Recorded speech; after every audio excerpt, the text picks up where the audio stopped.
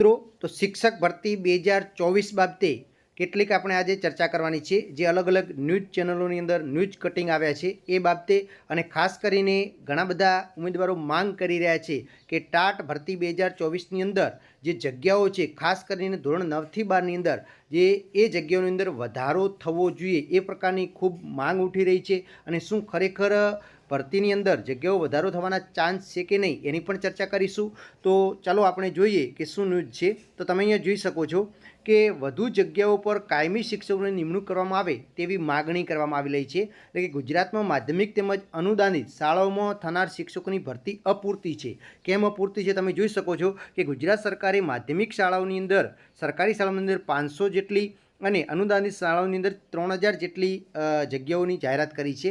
સાથે સાથે ઉચ્ચતર માધ્યમિક સરકારી શાળાઓની અંદર 750 જેટલી અને ગ્રાન્ટેડ શાળાઓ ઉચ્ચતર માધ્યમિકની અંદર 3250 જેટલી જગ્યાઓની જાહેરાત કરી છે। અને બધી થઈને જોવા જઈએ તો 7500 જેટલી જગ્યાઓની જે જાહેરાત કરી છે એ ખરેખર અપૂરતી છે। કારણ કે 5 વર્ષ સુધી કોઈ પણ ભરતી નથી કરવામાં આવી, કોઈ પણ એક્ઝામ નથી લેવામાં આવી, અને એના પછી દ્વિસ્તરીય પરીક્ષા લેવામાં આવી છે। અને ત્યારે પણ જો આટલી ઓછી સંખ્યામાં ભરતી થાય તો એ વ્યાજબી ગણાય નહીં। અને એટલા માટે માધ્યમિક અને ઉચ્ચતર માધ્યમિકમાં શિક્ષણ સહાયકની ભરતીની જગ્યા વધારવા માટે મુખ્યમંત્રી તેમજ શિક્ષણ વિભાગ પાસે ટાટ ઉમેદવારોની માગણીની રજૂઆત કરી રહ્યા છે, ઉમેદવારો રજૂઆત કરી રહ્યા છે। તો ખરેખર જેટલા પણ ઉમેદવારો છે એ બધાએ આના માટે પ્રબળ માંગ કરવી જોઈએ, આવેદન આપવા જોઈએ, અને જે લોકો આ કરી રહ્યા છે એ લોકોને એમણે સપોર્ટ કરવાની ખૂબ જરૂર છે। જો બહોળી સંખ્યામાં લોકો સપોર્ટ કરશે તો 100% સરકાર જગ્યાઓ વધારી શકે છે, અને જગ્યાઓ વધારવાના ચાન્સ રહેલા છે।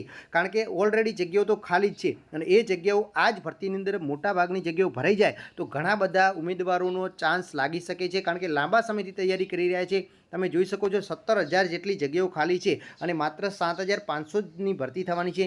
એટલે આ જગ્યાઓ અપૂરતી છે। અને ઘણા બધા, જેમ કે ખાસ તમે જોઈ શકો તો તેજસભાઈ મજીઠિયા છે, દિલીપસિંહ છે રાજપૂત, કિરણ તાવડિયા છે, ચરણ વસાવા છે, પ્રીતિબેન ગજ્જર છે, આ બધા જ ટાટ પાસ ઉમેદવારો છે। ને એ જગ્યાઓ વધે એના માટે લાંબા સમયથી લડત લડાઈ રહ્યા છે, ભરતી લાવવા માટે પણ લડત લડાઈ છે, તો હવે જગ્યાઓ વધારવા માટે પણ લડત લડાઈ રહ્યા છે। તો એ આપણા બધા માટે છે, તો આપણે સૌએ એમને સાથ આપવો પડશે। ટ્વિટરના માધ્યમથી હોય, સોશિયલ મીડિયાના માધ્યમથી હોય, જેમ બને તેમ વધારે માત્રામાં લોકો સુધી આ વિડીયો શેર કરો, અને લોકો એને બહોળી સંખ્યામાં ન્યૂઝ કવરેજ મળે તો સરકાર આપણે જગ્યામાં વધારો કરી શકે છે। આ પણ જો કે ગણેશ ચતુર્થી ચાલી છે ત્યારે ગણેશજીને પણ આવેદન આપવામાં આવી રહ્યું છે કે જગ્યાઓ વધે, અને જગ્યાઓ નહીં વધારાય તો શિક્ષણ ઉપર ગંભીર અસર થવાની છે।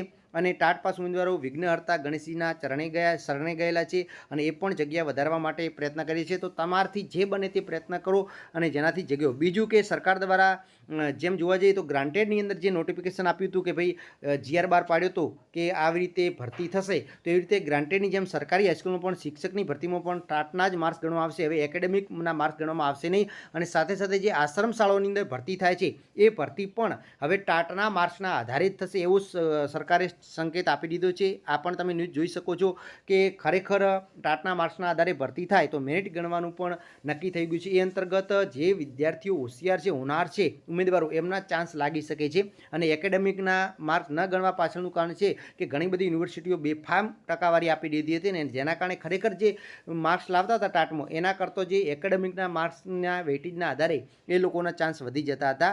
અને હવે આપણે વાત કરીએ તો આ આશ્રમ શાળાઓની પણ જગ્યાઓ કદાચ આમાં કન્વર્ટ થઈ શકે છે, અને ઓલરેડી બીજી પણ જગ્યાઓ ખાલી છે। તો માની લો કે કેટલી જગ્યાઓ વધવી જોઈએ। હું તો એવું કહું છું કે 15,000 આજુબાજુની જગ્યાઓ 9થી 12ની અંદર ભરાય એવો મારો મત રહેલો છે। તમે કેટલી જગ્યાઓ ઈચ્છો છો એ કમેન્ટ કરીને જણાવી શકો છો। અને બીજું કે સરકાર દ્વારા જે તારીખ આપી એ તારીખ પહેલાં તમારે આ કામ કરવાનું છે, તો જ તમારી જગ્યાઓ વધી શકે છે। ખાસ કરીને બિન સરકારી અનુદાનિત ઉચ્ચતર માધ્યમિક શાળાનું નોટિફિકેશન છે એ 25/9/2024ના રોજ જાહેર થવાનું છે, અને બિન સરકારી અનુદાનિત માધ્યમિક એટલે કે ગ્રાન્ટેડ શાળાઓ, માધ્યમિક શાળાઓ જે 9-10 છે એનું નોટિફિકેશન 10/10/2024ના જાહેર થવાનું છે। હવે સરકારી શાળાના પણ GR બની ગયા છે, GR એટલે એમની પણ ટૂંક સમયની અંદર નોટિફિકેશન આવી શકે છે। આના ભેગું પણ આવી શકે છે, માની લો ઉચ્ચતર માધ્યમિક ભેગું પણ સરકારી શાળાનું નોટિફિકેશન આવે તો પણ નવાઈ નહીં। એટલે જેમ બને એમ જગ્યાઓ વધારવા માટેનું જે ઉમેદવારો કામગીરી કરી રહ્યા છે એમને તમે સાથ અને સહકાર આપો, જેથી કરી એ પણ આપણાથી માટે જ જે કામ કરે છે અને એમને પણ પ્રોત્સાહન મળે, અને એ પણ જગ્યાઓ વધે તો બહોળી સંખ્યામાં ગુજરાતના ભાવિ શિક્ષકો બની શકે અને એમને લાભ મળી શકે એ પ્રકારનું કામગીરી રહેલી છે. તો આ અગત્યની ન્યૂઝ અપડેટ હતી, તમને આપવાનો પ્રયત્ન કરેલો છે.